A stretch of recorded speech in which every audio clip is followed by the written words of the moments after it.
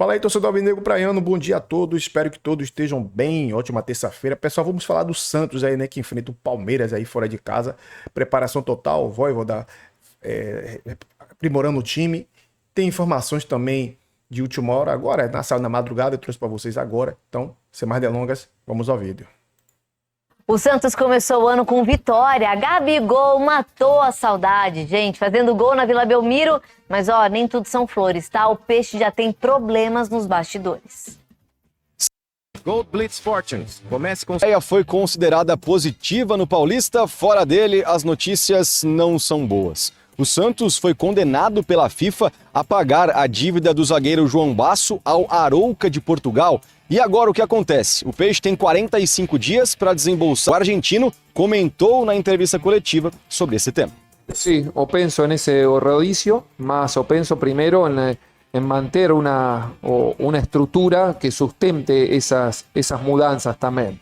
Sí, entonces sabemos que vamos a tener show cada 3 o 4 días con una temperatura muy alta. Entonces, o planeamiento va a tener que ser de acuerdo con eso. Y yo considero que puede ser una parte importante rodar o chimi, ¿sí? O rodar determinados jugadores en estos jogos. Para esse clássico em Barueri, Vojvoda ganha 2 reforços importantes. Do volante Zé Rafael, recuperado de uma conjuntivite, ele vem treinando normalmente com os companheiros, assim como o meio-campista Gabriel Bontempo, 100% depois de uma cirurgia no nariz. E cada ponto é importantíssimo nesse Campeonato Paulista, que agora tem apenas 8 rodadas para sabermos quem vai para o mata-mata e quem vai ser rebaixado para a Série A2. O Santos, depois desse compromisso diante do Palmeiras, tem o Guarani fora de casa, Corinthians e Bragantino jogando na Vila Belmiro, São Paulo no Morumbi, Noroeste em Bauru e o Velo Clube na Vila.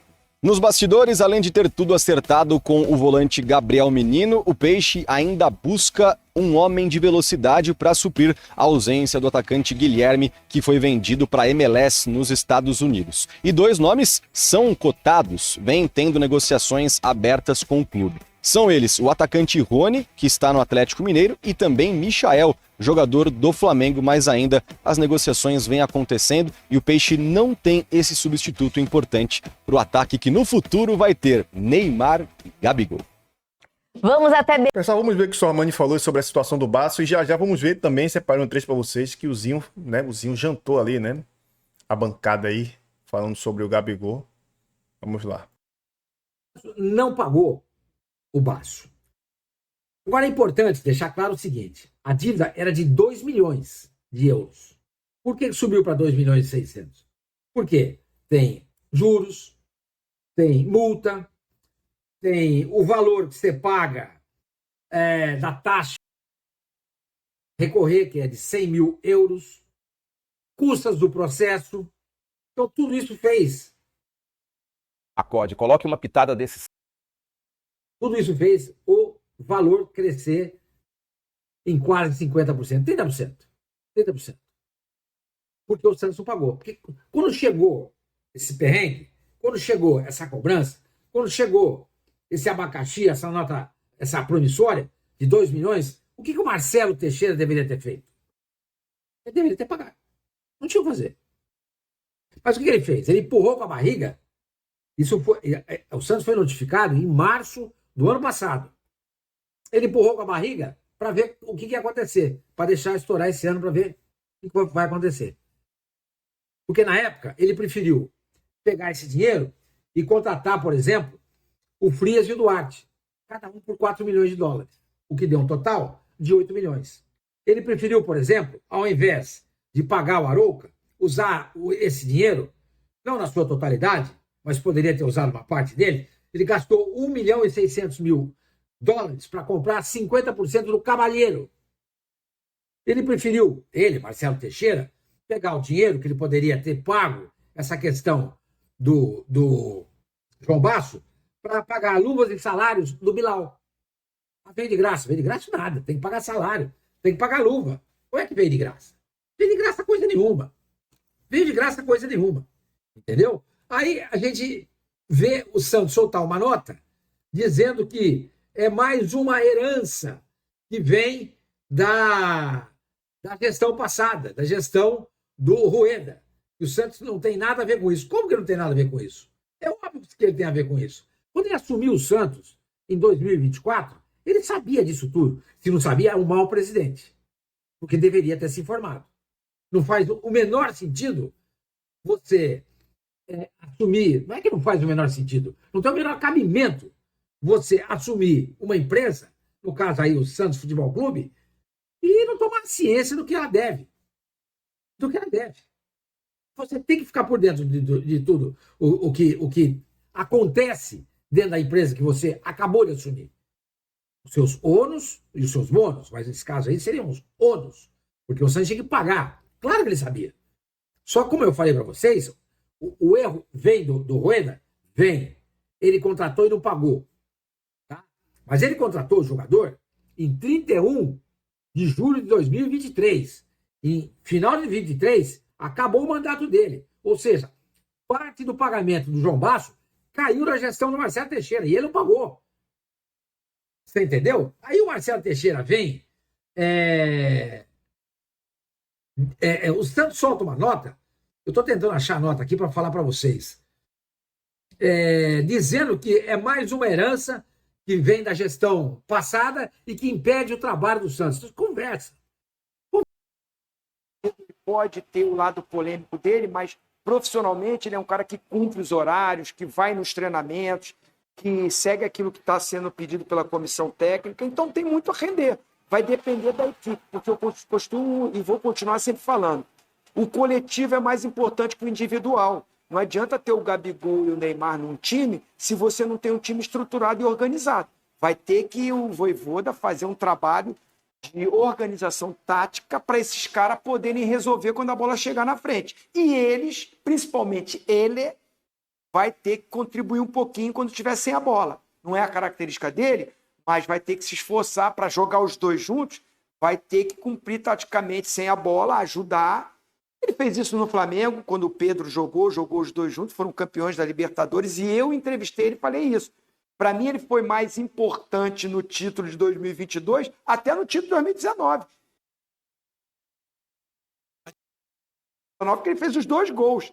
Ele não estava jogando bem aquele jogo contra o River Plate, mas ele mudou um pouquinho a característica, aceitou isso e ajudou demais o Flamengo. Fez gol na final também, contra o Atlético Paranaense, e fez o Pedro render e jogar, porque o Pedro jogava mais à frente. Acho que ele vai ter que fazer isso também com o Neymar, para que esse Santos possa encontrar uma forma de jogar com os dois. E a torcida gritou lá, hein, Zé? Vai pra cima, Gabriel, menino da Vila, santista e cruel. Chegada do Gabigol, muda o patamar do Santos? Eu acho que muda, fazer um gol na sua estreia, por conta daquilo que ele vivenciou nos últimos anos, é sempre legal, gratificante, te deixa mais motivado, mais alegre. Mas assim, primeiro que ele tem a história lá, a família, ele cresceu no Santos, né? Então é impossível você não ter um sentimento, por mais que ele tenha sido, e ele é um dos grandes ídolos, né? Ele é do Flamengo pela história que ele fez e por aquilo que ele conquistou, mas você sempre tem um lado emotivo que, como nós estamos acabando de falar sobre o Gabriel, né? Você volta no tempo, você lembra de todos os lances, os momentos, aquilo que você cresceu, da forma como você cresceu. Eu queria até perguntar pro vovozinho, né? Se o vovozinho, como o vovozinho falou que estava lá, aí se pode me confirmar, porque pelo que eu lembro da história do Gabigol, era o seguinte, ele foi no vestiário para cumprimentar os jogadores, e aí tinha um centroavante que jogou esses anos agora, voltou, centroavante que tomou um remédio, estava no doping, e aí falou, não, Gabigol, fica aqui. Vitor Andrade. Foi Vitor Andrade, Parece que foi isso, né? Tomou um remédio. Eu estava lá. Tomou um remédio. Eu estava lá. Não foi isso, Eu era o gerente de futebol. Ele não estava relacionado para o jogo, era o jogo contra o Grêmio, né? Um jogo importante de Copa do Brasil. Ele não estava relacionado e foi ao vestiário para cumprimentar a galera e assistir o jogo. Só que o Vitor Andrade tomou um remédio à noite e relatou para o médico ali, na hora ali que ia trocar de roupa para o aquecimento. E esse remédio podia dar no doping. E aí o Vitor Andrade sai da relação, ele já estava ali dentro, moleque. E aí, como é que foi o teu dia? O que você comeu? Eu comi um feijão aí. Não fiz aquela dietinha de dia de jogo, não. Ah, não, mas vai ficar no banco aí, tudo, troca de roupa, assina a súmula, fica aqui para compor o banco. Só que durante o jogo difícil, ele entra no jogo e faz o gol. Ele faz o gol que dá a vitória pra gente. Então, e aí depois ele escreve... Tem estrela. Estrela, escreve a história fantástica, né? Eu acho assim, eles têm um relacionamento muito bom, muito legal, a gente já viu isso, eu não gosto disso, eu não gosto de falar, pelo amor de Deus, mas tem que tocar nesse assunto, na vida particular. Me parece que ele tá namorando com a irmã do Neymar, né? Essas coisas todas aí. A única coisa que eu tenho em relação... Já tem tempo. Já tem tempo, né? É que eu não gosto de falar, eu tomo um cuidado, porque eu acho que o que o jogador faz fora do campo... Mas sai bem assumidos, imprensa, né? tá aí, eles mesmo postam, pô. Eu sei, vovozinho, mas eu não fico, né? Eu não consigo. Então eu deixo... Eu acho que assim, jogadores fora do campo, eles fazem... A vida é deles, eles fazem o que eles Zé quiserem. Dias. Dá uma de Zé Dias. Zé né? Dias, eu ia falar, tem um jornalista aí que gosta de saber da vida. Entendeu? Então assim, tem esse lado que eu acho que pode ajudar muito, mas... Eu não sei dentro de campo como a equipe do Santos vai se comportar. O ano passado era o seguinte, sem o Neymar o time era um time mais coletivo. E era obrigado a fazer isso. Com o Neymar, centralizavam a todo instante a bola no Neymar, o Neymar vinha buscar o jogo e tal. Com o Gabigol, como vai ser isso? Porque o Gabigol também gosta de jogar, né, com a bola, né? E ele vai fazer uma função que o vovozinho está falando, que o Lautaro fez nesse final de semana para ele, justamente. Ele seria o Neymar, de ficar um pouco mais tranquilo, com a bola nos pés, e o Lautaro correu, né, para abrir os espaços e tal. Como é que o Vojvoda, esse desafio do Vojvoda, né, de armar a equipe para justamente aproveitar esses dois jogadores e não ter essa dificuldade, pelo contrário, saber distribuir o jogo. Será que o Neymar também não vai sentir isso de não receber a bola a todo instante? Ele vai entender que vai ser bom o Gabigol estar ao lado dele. Tem muito dessas coisas que a gente sabe nos pequenos detalhes, às vezes, isso acaba atrapalhando, no sentido de que já é normal isso. Não estou dizendo que o Neymar faça isso de propósito. Não, ele cresceu dessa forma. É difícil de você... A crítica do Neymar agora. É como que o Vojvoda vai enfrentar isso, né? O resto eu acho que tem tudo para dar certo e um lado que eu acho que o Santos precisa ter um pouquinho mais de atenção é a parte defensiva. Do meio para frente tem bons jogadores. Do meio para trás é uma equipe que vai dar muita, assim, calafrio nos torcedores santistas, porque são jogadores que não têm uma boa regularidade e tecnicamente deixam um pouco a desejar. Daqui a pouquinho eu vou com você. Gols. Na temporada passada, o artilheiro do Santos foi o Guilherme Amado, com 14 gols. O Gabigol, numa temporada muito difícil no Cruzeiro, fez 13, saindo do banco de reservas a todo momento. O Gabigol vem, sim, de alguns anos ruins, né? São 3 anos ali, mais ou menos, ruins. O 2025 dele abaixo, o 2024 dele bastante abaixo, né? Foi o ano de menos gols desde que ele voltou ao Brasil, só com 8. Mas o Gabigol, dentro de um time em que o contexto vá favorecer o Gabigol não é um centroavante, um camisa 9 clássico, ele não vai ficar recebendo bola de costas, fazendo pivô, ainda que ele tenha feito um pivô na origem do gol que ele mesmo marca nessa partida contra o Novo Horizontino. O Gabigol é um jogador de atacar muito espaço. E acho que o grande fortaleza do Vojvoda foi esse time, né, que tinha essa capacidade de acelerar. Claro que quando você tiver o Neymar, talvez você... E a torcida do Santos, pelo DNA que o time tem, obrigue o Santos a ter um pouco mais a bola. Agora, sem bola, eu acho que, já entrando um pouco no ponto do que o Zé estava falando, eu acho que o Neymar vai ser esse cara que vai ficar um pouco mais plantado e o Gabigol ele vai ter que se desdobrar um pouco mais. Coisa que ele já fez em alguns momentos, ele não faz com muita qualidade, ele não é um jogador que tem a pressão na saída de bola como uma das suas grandes qualidades, mas, de novo, a gente pode até voltar um pouquinho no papo do Gabriel Paulista. O Gabriel Paulista a gente acha que vai se entregar muito mais por estar num contexto em que toca o coração dele. Talvez isso aconteça também com o Gabriel, por que não? Uma volta para casa, deu para ver ele visivelmente emocionado. E para finalizar, né, pessoal, o vídeo, Souza viaja, né, para a Inglaterra para assinar seu contrato. Boa sorte ao Souza. O Santos que aceitou vender o Souza, né, o Tottenham da Inglaterra, e o garoto já viajou para o país europeu, onde vai se apresentar um novo clube. A negociação foi fechada por 15 milhões de euros. O Tottenham aqui está ali em 14º, né, colocado, tá ali, não está numa posição muito boa. Então, tomara que o Souza chegue lá, né, o time melhore também, o Souza não tenha dificuldades lá. É um bom menino, né, um jogador bastante dedicado, ajudou o Santos. A gente fica chateado porque a gente não queria ver o Souza sair, mas o Santos precisa também do dinheiro, né. E aos 18 anos, e o Souza fez algo que muito jogador não faz, abriu mão do 25% dele. Deixou pro Santos. O Santos ficou pro Santos, entendeu? Isso é uma coisa de cara de caráter, pô. Abriu mão do dinheiro pra deixar pro Santos, do passe dele. Então ele retribuiu o que o Santos fez por ele também, né? Foi um cara grato.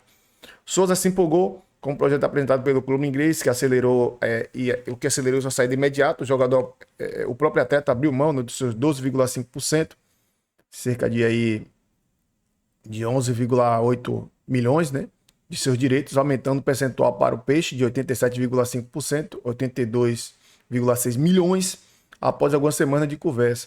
O Alvinegro ainda não oficializou a saída do jogador, mas já não contava, né, com ele. Desde a pré-temporada, Souza ficou fora da estreia com a vitória sobre o Novo Horizontino, sendo substituído por Escobar. O jovem Vini Lira, né, deve ficar com a vaga de reserva do elenco. Então, boa sorte ao Souza aí, desejo muita sorte a esse moleque. Além de ser um cara, jogador sensacional, é um cara de caráter, porque abriu mão de dinheiro. E só quem faz isso, gente, é quem tem uma palavra chamada gratidão. E a pessoa que é grata tem Deus no coração, porque quando a gente é grato, a gente reconhece o que fizeram pela gente, entendeu? A gente não pensa na gente, pensa numa pessoa no Santos.